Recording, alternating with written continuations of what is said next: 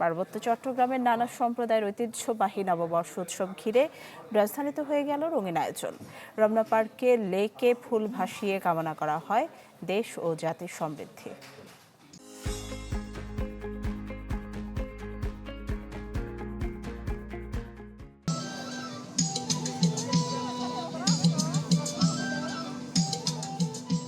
বিজু সাংগ্রাই বৈশু বিশু, চাংক্রান কিংবা চাংলান এসব শব্দ উচ্চারিত হলেই চাকমা, মারমা, ত্রিপুরা, তঞ্চঙ্গা, ম্রো, চাকসহ বিভিন্ন সম্প্রদায়ের মানুষের মনে জাগে নববর্ষের দোলা। পাহাড় থেকে ৩00-৪০০ কিলোমিটার দূরে রাজধানীর রমনা পার্কে ছড়ালো বহুমাত্রিক সেই সংস্কৃতির রেশ। শুরুটা হয় বেলি রোড থেকে বর্ণাঢ্য র্যালি দিয়ে। ঐতিহ্যবাহী রঙিন পোশাকে নানা বয়সী মানুষের অংশগ্রহণে র্যালিটি হয়ে ওঠে প্রাণবন্ত এক মিলন মেলা। বেলুন উড়িয়ে যারা উদ্বোধন করেন পার্বত্য চট্টগ্রাম বিষয়ক মন্ত্রী ও প্রতিমন্ত্রী।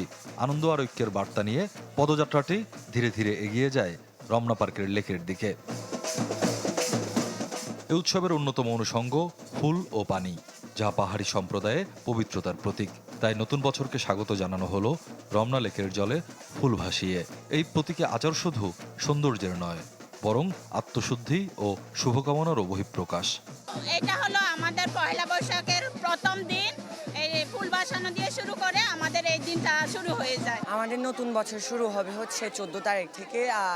আমাদের বিজু হচ্ছে 3 দিনের। এই 3টা দিন যদি না আসে জীবনে, মনে হয় জীবনটা ব্যর্থ হয়ে গেল একটা বছর। আমরা প্রার্থনা করি যাতে আমরা যা যা চাই তা হচ্ছে পাই। দেশে মঙ্গল আসুক, পৃথিবীতে মঙ্গল আসুক। এখন তো যুদ্ধময় পরিস্থিতি, এই পরিস্থিতিতে সবাই উত্তরণ হোক। পাহাড় ও সমতলের মধ্যে কোনো বৈষম্য থাকবে না, এমন অঙ্গীকার তুলে ধরেন মন্ত্রীরা। সবার আগে বাংলাদেশ দর্শনকে ধারণ করে ইনশাল্লাহ সম্প্রীতি ও সৌহার্দ্য এবং উন্নতির পথেই বাংলাদেশ এগিয়ে যাবে। এখানে কেউ বৈষম্য থাকবে না, আমাদের ক্ষুদ্র জাতিগোষ্ঠীর মধ্যে বৈষম্য থাকবে না, সমতল এবং পাহাড়ির মধ্যে যাতে বৈষম্য থাকবে না, এটা হচ্ছে নতুন বাংলাদেশ। আগে বর্ষবরণ অনুষ্ঠান বৈশাখী নামে পালিত হলেও এবার প্রতিটি সম্প্রদায়ের স্বতন্ত্র পরিচয়কে সম্মান জানিয়ে তাদের নিজস্ব নামেই উদযাপন করা হচ্ছে। স্বপ্নিল শাহরিয়ার শিশির, চ্যানেল 24, ঢাকা।